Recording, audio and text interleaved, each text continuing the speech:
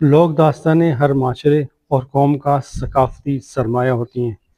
سندھ کی لوک داستان میں نوری جام تماچی سادگی، حسن اور اپنی ثقافت کی وجہ سے عظیم داستان ہے۔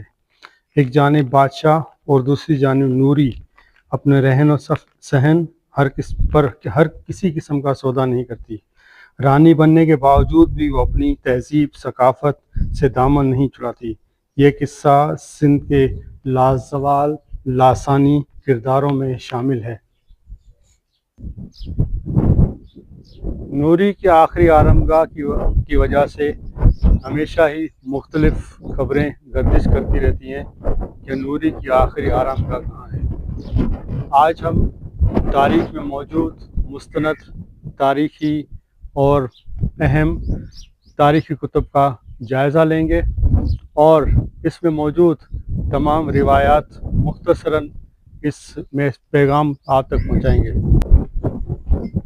اس وقت میں مکری قبرستان میں جامع نظام الدین کے مزار کے قریبی تاریخی حوالوں میں جو نوری کا مقام محل وقوع نوری کی قبر کے بارے میں بتایا گیا ہے اس پر موجود ہوں۔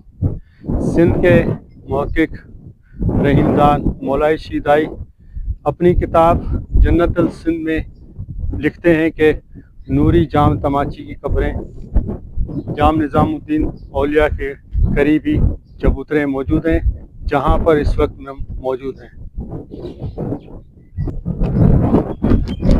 سندھ دور میں تعمیرات کے حوالے سے مکلی میں نیا دور شروع ہوا۔ شیراز کے کاریگروں سندھ پر آئے اور سندھ میں نئی تہذیب کا آغاز ہوا۔ سما خاندان کے حکمرانوں نے شیخ حماد جمالی سے عقیدت کا اظہار کیا اور اسی بزرگ کے حکم پر سما حکمرانوں نے مکلی پر اپنی آخری آرامگاہیں بنوانا شروع کی۔ جام تماچی شیخ حماد جمالی سے بہت زیادہ عقیدت رکھتا تھا اور اسے اپنا مرشد مانتا تھا۔ نوری کی قبر مکلی پر موجود ہے۔ اسی حوالے سے اعجاز الحق قدوسی اپنی کتاب تاریخی سندھ میں تحریر کرتے ہیں کہ نوری اور جام تماچی کی قبریں پانی کے اندر نہیں بلکہ مکلی قبرستان میں موجود ہیں۔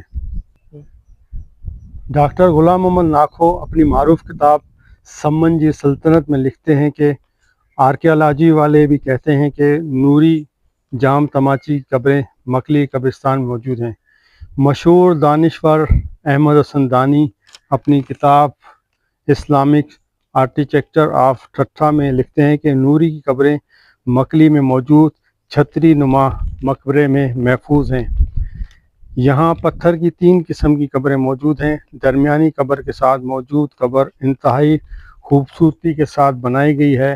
گمان ہے کہ یہی نوری کی قبر ہے۔ ڈاکٹر نبی بخش خان بلوچ نوری جام تماچی کی داستان میں لکھتے ہیں کہ نوری اور جام تماچی کی قبریں مکلی میں شیخ حماد جمالی کے قدموں کے قریب ایک حجرے میں یادگار کے طور پر باقی ہیں۔ علی شیر خان تحفۃ الکرام میں لکھتے ہیں کہ جام تماچی اور نوری کے مزارات مکلی قبرستان میں جام نظام الدین کے مقبرے کے ساتھ ایک چبوترے میں واقع ہیں۔